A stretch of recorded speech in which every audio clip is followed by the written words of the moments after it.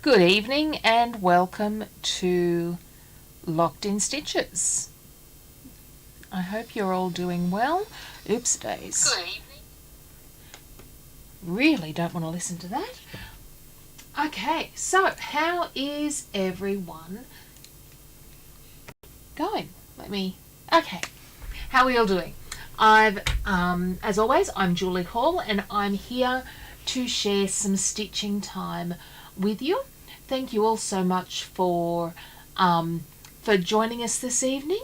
And can you believe we're into spring already? It's just, it feels like the year is just flying.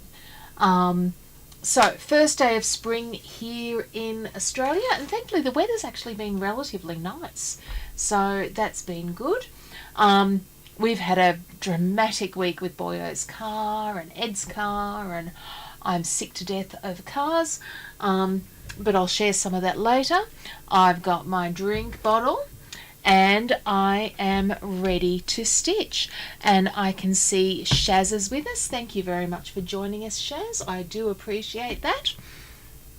And let's come and have a look at what we're going to do. So, first thing I'm going to do is show you how I create the Macrame Trivet. Now, these are the ones that I've been working on this week, and I'm really happy with the way they've come out. There's something that just makes me gravitate towards the beiges, but I'm very happy with how the grey trivets have come out as well, and I can see Barbara Evans is with us as well. So here we've got one that I've done earlier.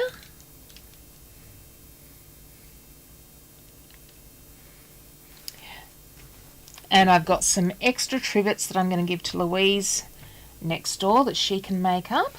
And this is what we're going to do tonight. But I'm going to make it out of the number 4 cord. And it's really totally up to you. You can, and you can see some beautiful examples of what people do with this. I got this pack of tea towels as well, and I mean we're talking $5 for the 3, and I thought they went quite well with the natural, and I'm thinking that I'm going to stitch them in that pinkish burgundy, and that might make quite a nice set as well. But the first thing that I'm going to do is get my cord ready. Now I'm coming to the end of my cord. One of the things that I've learnt over the time that I've been doing these is the way you unwind the cord matters. It sounds stupid, even as I say it, but it does. If, for instance, I come out this way, you can already see that it's keeping its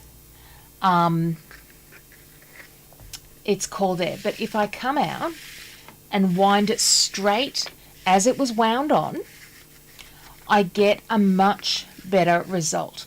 Now, I knew that I was nearly at the end of my cord here. Normally, I just unwind a couple of meters at a time, but because I know I'm at the end, I'm just going to continue on, and then this will become zipper cord, zipper holder. So all I do is then just try and straighten out any kinks that are in the cord. And I'm going to run that across my workbench. If I come over to my machine, and you'll see here, I've got just cream cotton thread and cream cotton thread, and I've got a straight stitch set. Now, another trick that I've learnt along the way is that we let the trivet build to the left hand side of the machine. Let me actually. So I'm going to run my cord so that it's straight down here and flows this way. Now, this is important because it goes against what the logic in my mind says, but it makes it so much easier when you are putting everything together. And all I want to do is form a small snail, and I've just got my straight stitching set at a 2.5 mil stitch, and I'm going to run that straight across there,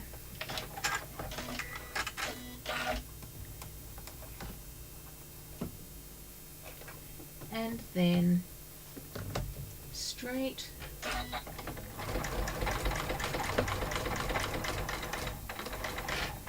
and this just holds that initial small circle. That's all I'm trying to do. Okay.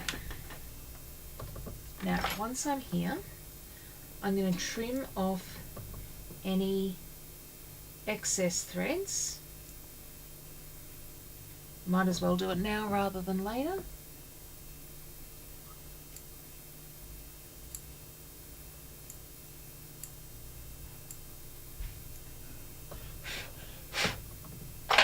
Okay, and now we're ready to set up our zigzag stitch, and I want to do a medium zigzag.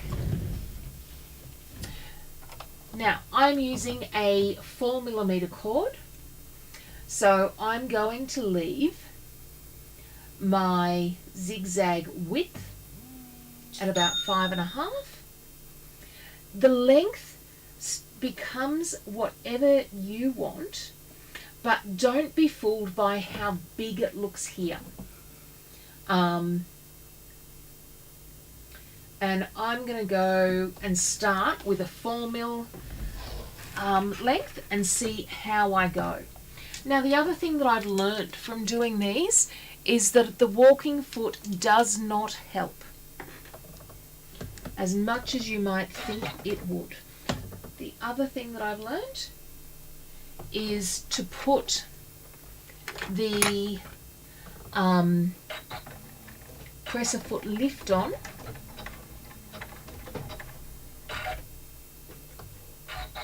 for when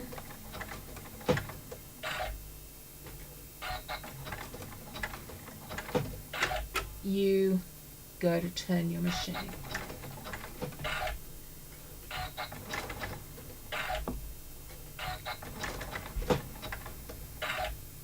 And look, the first couple of rounds, you're going to think, what in the hell am I doing? It's after that that things start to come together. What you want to make sure is that you are being very flat and that you are not pulling the cord in either direction. So, for instance, you'll see my fingers are lying here and they never go to a point where my finger's under that, because we want to keep it very, very flat for what we are doing.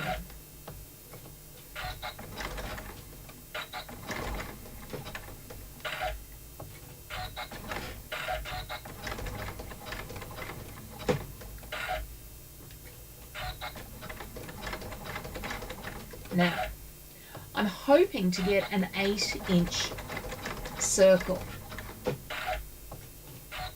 out of this last piece of cord, but I'm honestly not sure. I've never been able to work out how you work out how much cord you need for one of these. But what I love about this particular size is just sort of how much more delicate it looks.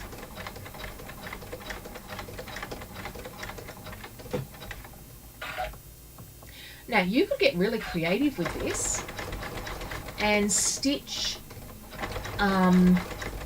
with multi-tonal thread or gradient thread.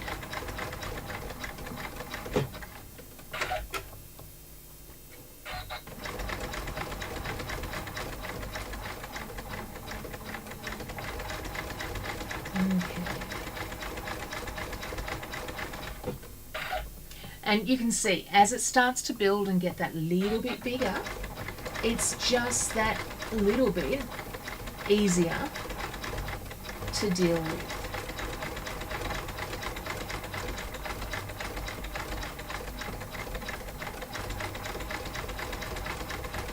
Now I can see there's a couple of people looking in or comments, so I'll check those in a moment. Okay. And Dashankar, Angela Taylor Seddon, Gay Howe are with us. Thank you very much for joining us. And I can see we've got some YouTube friends joining us as well. Please feel free to drop a line and say hello. And this becomes sort of zen. Once you get that first little bit done,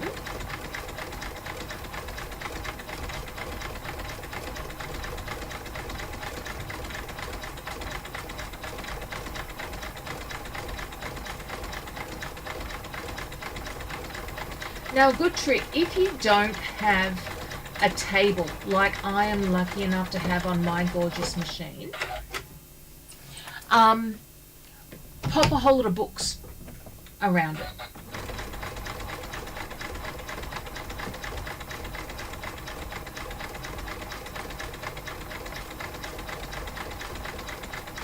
Because it really is all about the art of just getting that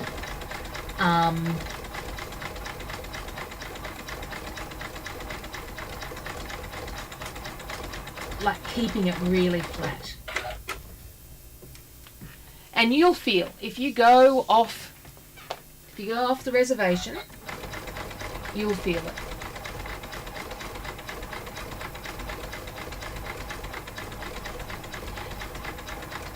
Now you guys all know that I'm a slow stitcher when I'm looking at embroidery, and at the moment I've kept that for my sewing speed as well. So I'm just now playing with, once I'm comfortable, going just that little bit faster.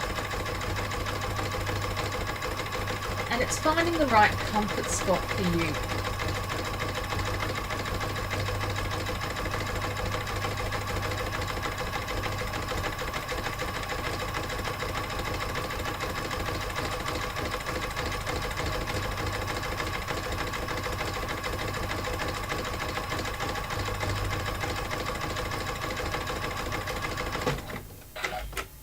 So, as I was saying on Tuesday, I was off to help Camo get his car registered because we fixed the problems that we found on Monday, and he'd put a tank of gas in it. On Edward's advice, he put in E10. And what we're now thinking is his car will only take super. So we got to the end of we probably got down to the local shops, and his car just gave out. So I parked it in front of we parked it in front of someone's house, and they were like, I left them a note because they weren't home. They were so lovely. They took the time to call and told me to take my time to move it.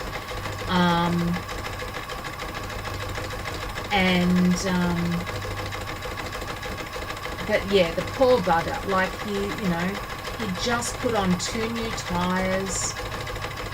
He's just had a shitty week. So we're just hoping that we can, that it's a nice and easy fix. Okay, now, as you come along, I then want to come through and keep my eye on the measurement, because I've been making these, oh shit, sorry, 8 inches, 20 centimetres.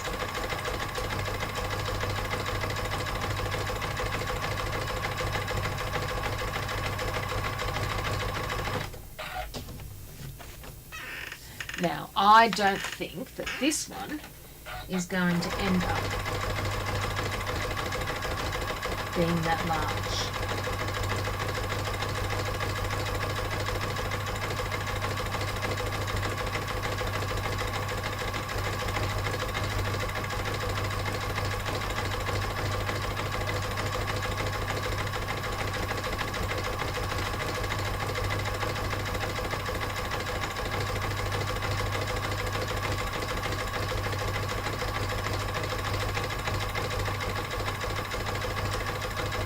So that's interesting. I know exactly what I've done with this particular 50 meters of rope, and I've got 6 about 8-inch-ish trivets out of it.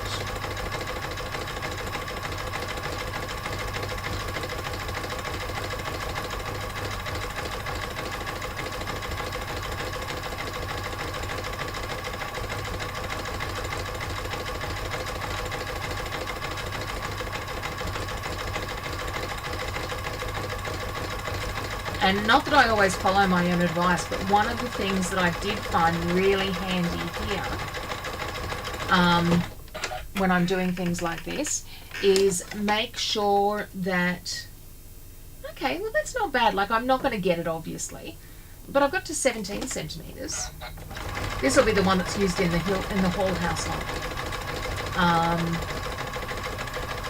Is do make sure before you begin that you've got enough cotton in your bobbin and your spool.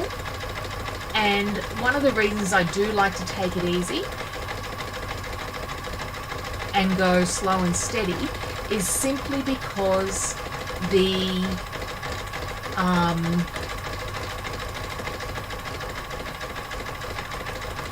like I will, if I don't go slow and steady, I'll miss that bit, and then I'll have to come over and it starts looking like a primary school art project. Now, there's nothing wrong with that if you're in primary school.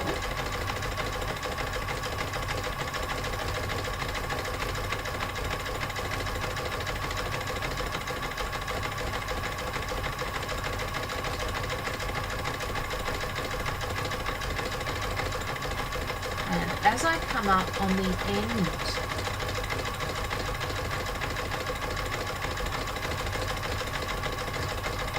of my cord here, I can think about how big of a loop I want, and then how, so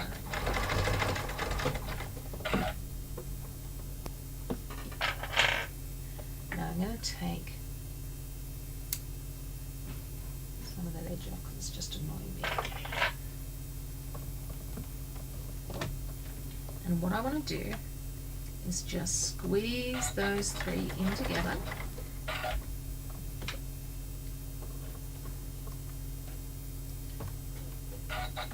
Stabby jar helps with that.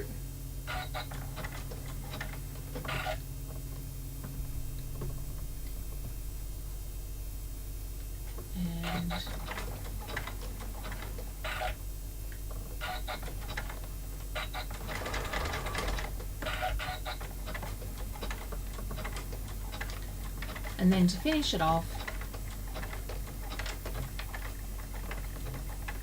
I just do a bit of a locking stitch, And what I would do here is then just come along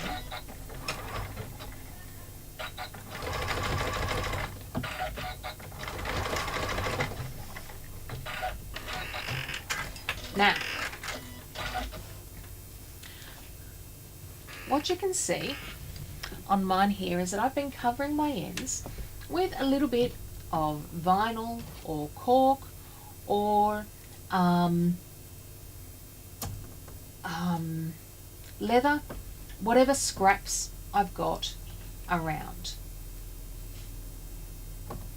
And all I'm going to do is come through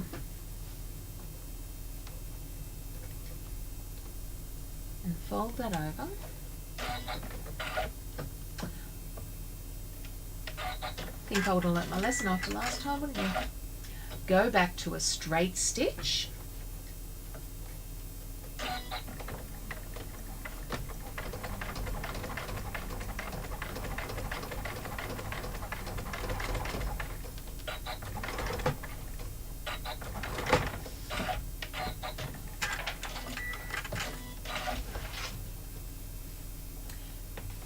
And loving how that's turned out.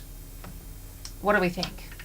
I can then come through and just trim away that excess. And whilst it's a little bit smaller than the others, it's only by about 1.5 centimetres.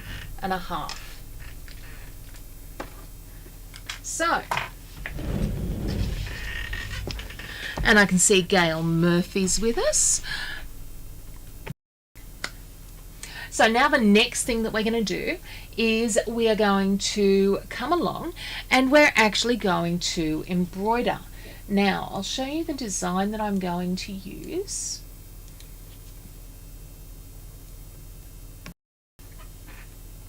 And the design that I'm going to use is the chili pepper design. And look, it is one of the larger designs in the collection, but, and by that I mean from a stitch count point of view, but really only just. And I can see I've got a couple of comments there. Shaz is saying that didn't take as long as she thought it would. Shaz, you got to remember, lazy. Say it with me. Gail Murphy's with us. Janet Watchhorn's with us. Thank you very much. And now I can come over and I'm just going to change my machine.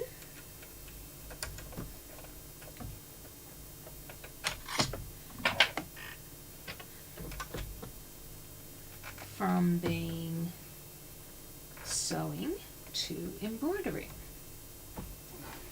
Now, what I love about these designs is that they are all set for about a 5x7 hoop. Or sorry, a 5x5. I think they're about 5.5 each. So they are just so perfect for being able to use for those smaller projects.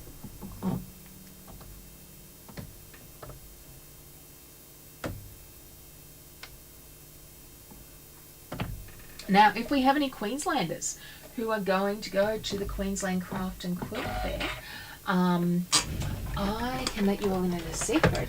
I'm actually going to be teaching this year. It was only sort of decided in the last 24 hours, but we are going to be running quilt classes throughout the show. Okay, so I've got my hoop and I've got my stabilizer. Trusty ruler. And all I'm doing here is just giving myself a baseline area for where the center of the hoop is. And then I'm just going to take a pin. Let's poor little damaged flower. And pop it in what I'm hoping is the center, of the project. And then I'm going to pop it just in the center of the stabilizer as well. Now, one trick is to make sure that the top of that trivet, that part here, is at the top of the hoop, because that is what is going to be the to keep it upright. Okay, and I'm going to change this over, my bobbin over, so that I'm using actual bobbin fill.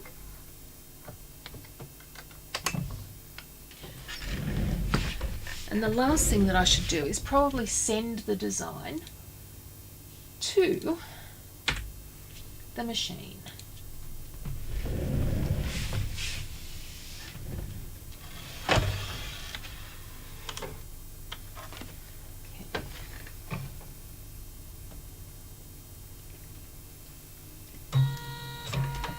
I love these designs and how they are very, they're all a single colour, which makes it nice and easy to stitch. But they've got some old-fashioned-y sort of depth to them as well. Now, poke out your tongue, because that always helps. Twist this little dude around so that that's at the top.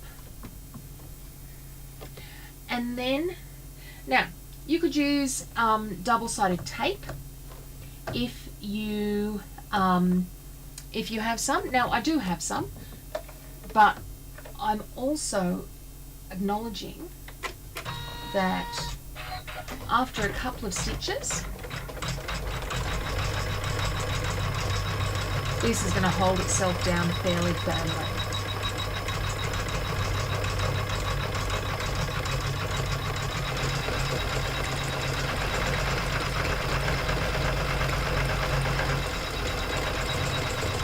And this is one of those choose the speed that works for you sort of things.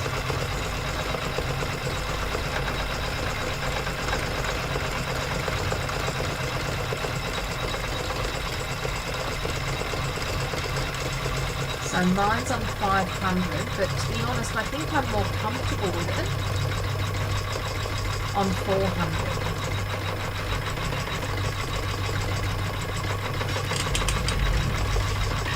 So, what's everybody else been up to?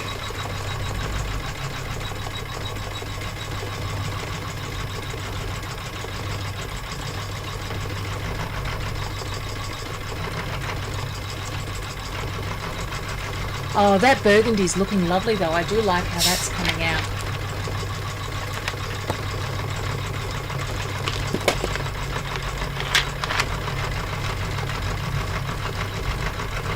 Now, tip of the day, if you have a embroidery only machine,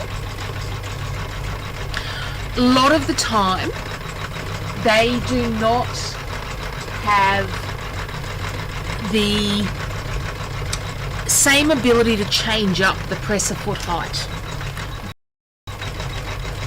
Are you aware?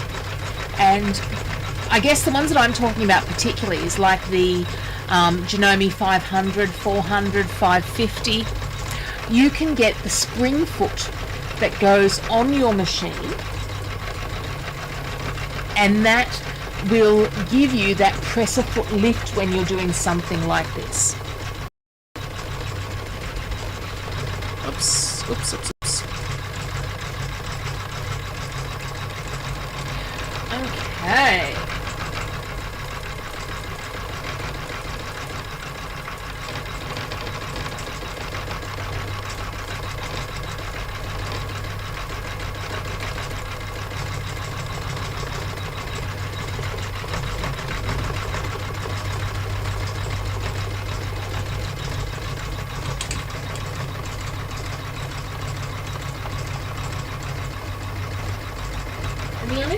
have to be careful of when you're doing anything with rope like this is just to acknowledge that some stitches are going to fall into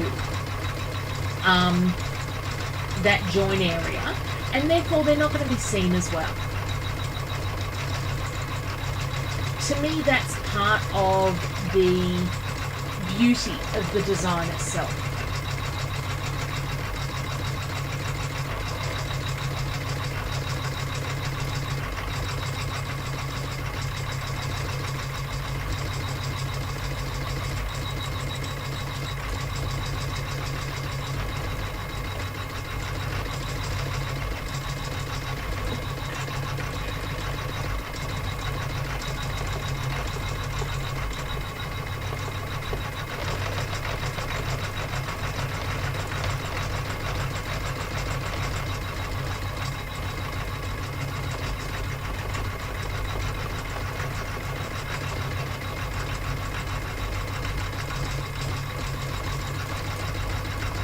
It's just got that little bit of wibble wobble when I'm not there.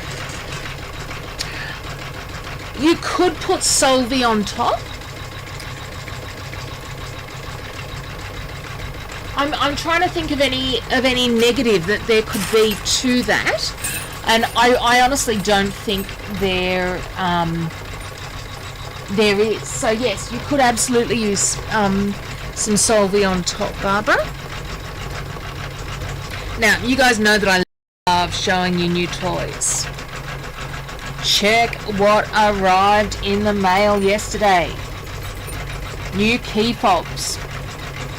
And as well as our silver and gold and black, and of course the rainbow, we've now got the metallic green, blue, pink and red that match up with the beautiful zipper pulls that we've got. So they are now up and going on the website, and we've already we've already sold. Somebody saw them and they immediately jumped in and grabbed a whole lot of those ones. But they are quite pretty.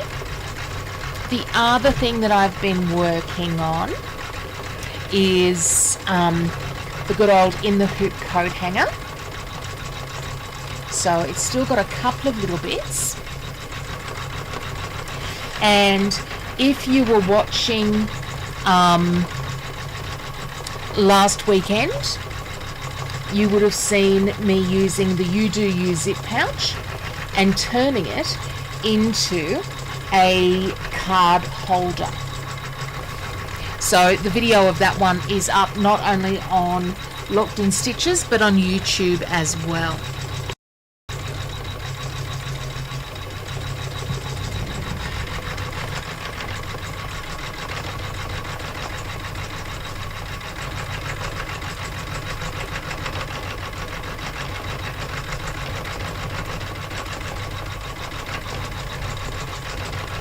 So my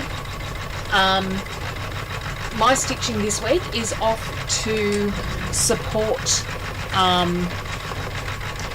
Louise, who often sits in with me on a Tuesday morning. Her church is doing a fete at the end of September. So I thought this was a great thing to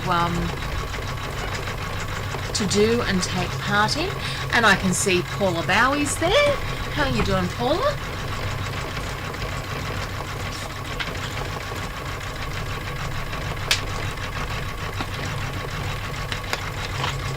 But I also just like the idea of these ones as a way to gift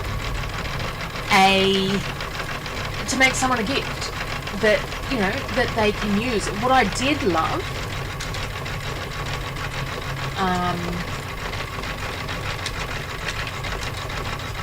and I'm just going to try and find. God bless the good people. For those of you who do want to make money with your embroidery machine, have a look at what people are doing on sites like Etsy. I mean, this one here, even with the different threads. Now, what I find really interesting is the difference in different people's minds. This piece here would bug the life out of me. Now, it's obviously been a thread break or something. That part would bug me.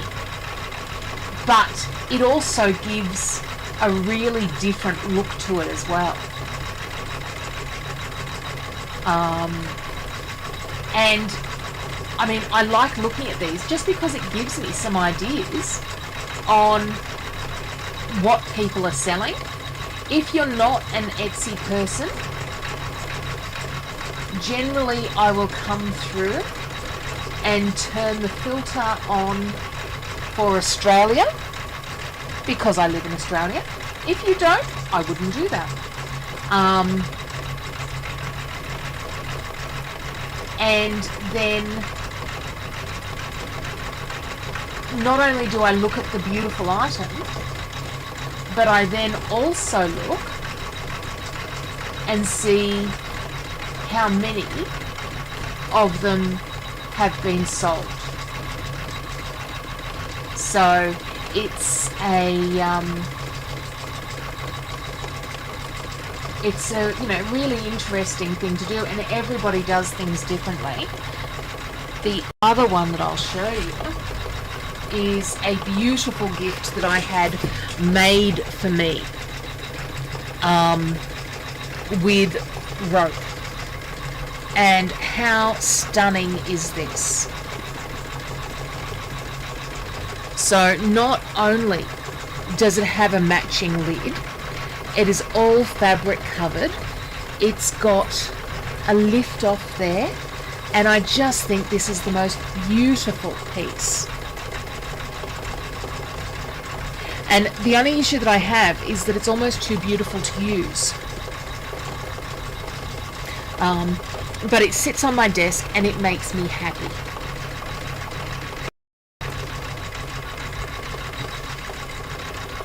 Okay.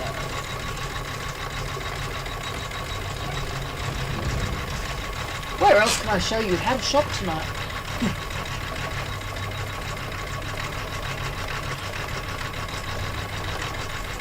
And that's it. The joy of this is that it's already nearly done.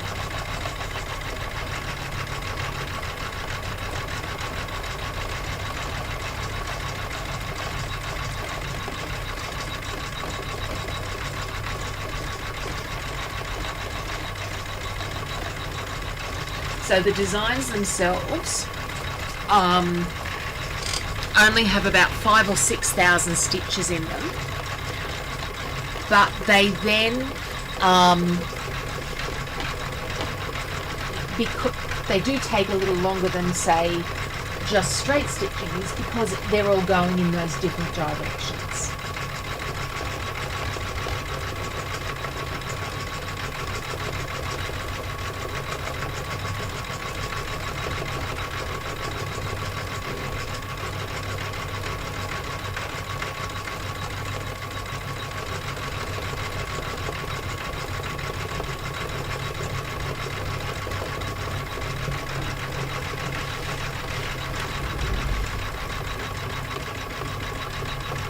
Oh, that's really interesting, Shaz. So Shaz is saying that she sells lots of items at local markets, and yeah, you're looking at Etsy for the pricing.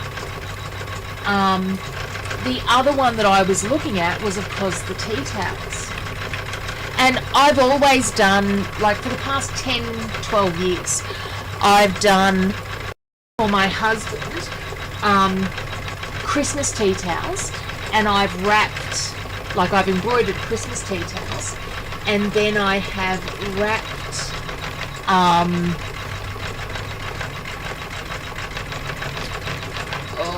what do you call it?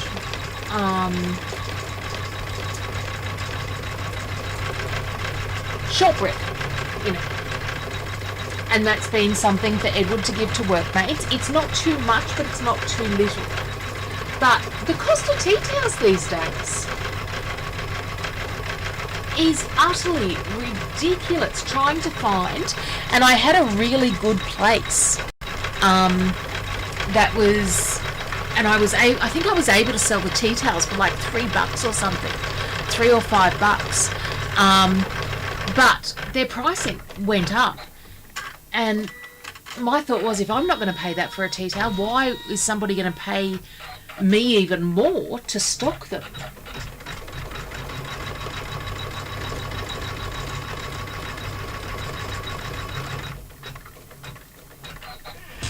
So now we get to the lettering of the words.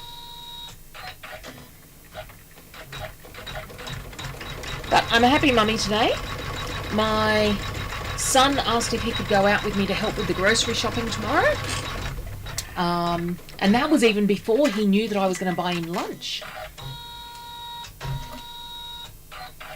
So I'm not sure what he wants. It's disturbing, but we'll work it out.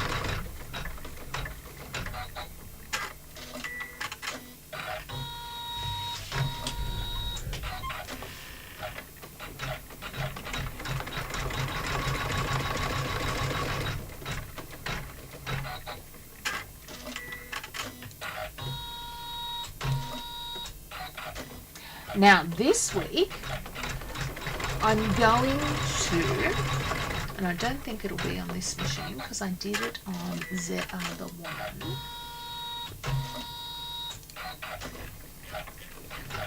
It's the problem when you have, like, I've got the computer here that I use all the time, but I've also got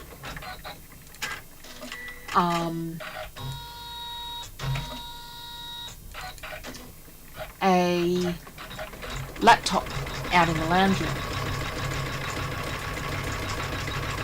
So this week I have been playing with some gorgeous black work, and so my You Do You pouch this week is going to be one of the larger pouches, and I'm going to include black work, and I'm going to do a flat bottom on it. So I've got a lot of people asking for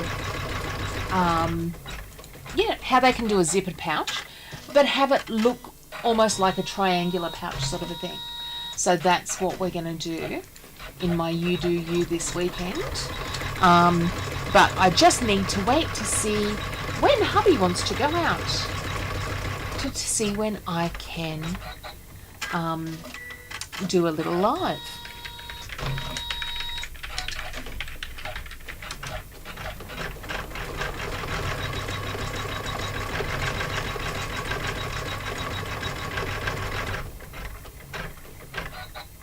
Wow, those tea towels are good prices.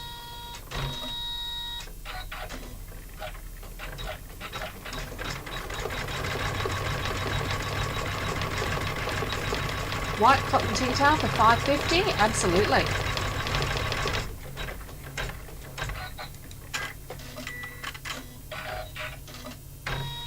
Might be where my Christmas ones are coming from this year. Okay, so our stitching is done. Let's come over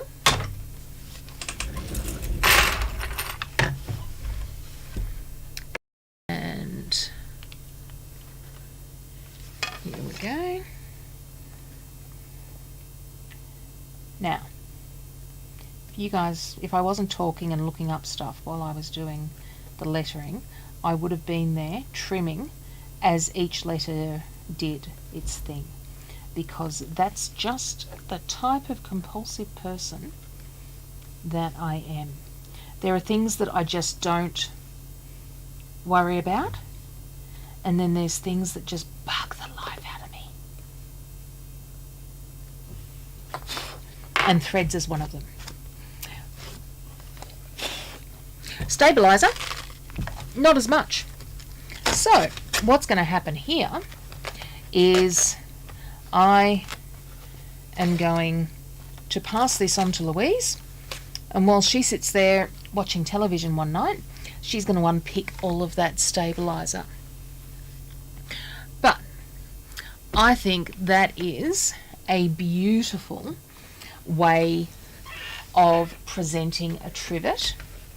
Now, when it comes to your tea towels, when you're working with the heavy cottons, nice and easy. When you're working with the waffle weave, they really do come out of alignment on their waft and weave easily. So keep that in mind.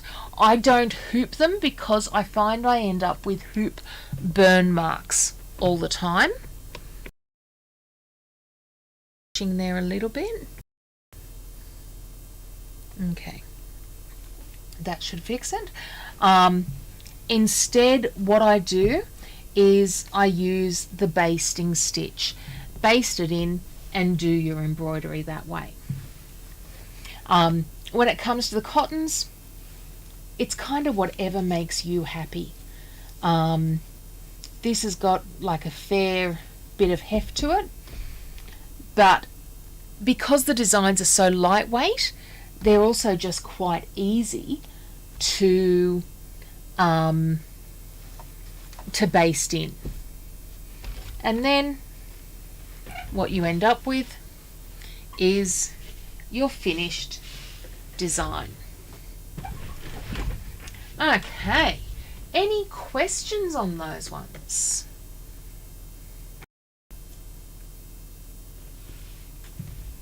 Nope. All well and good. Now let me show you.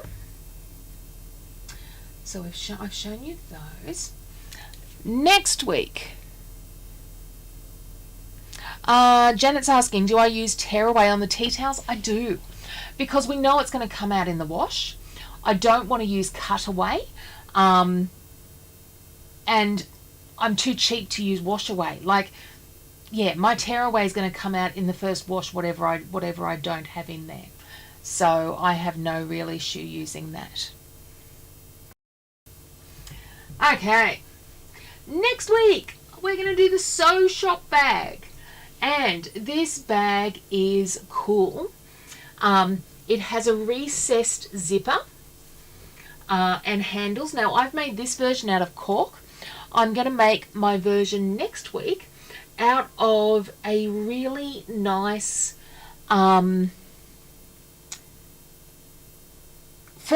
curtaining fabric that I found. And one of the things that I love about the bag that I've done here is not only do I have the main shop, but I like to put in that little quirk on the back of the bag that just allows you those different little features that make them unique, that make them yours. So we'll be doing that one as well. Okay. Other than that, sorry, I didn't realise how blurry I was. I've had a lovely evening. Thank you very much for spending time with me. Naturally, if you do have any questions, please feel free to drop us a line in the comments and I'll try and get back to you. Until next time, have a stitching day.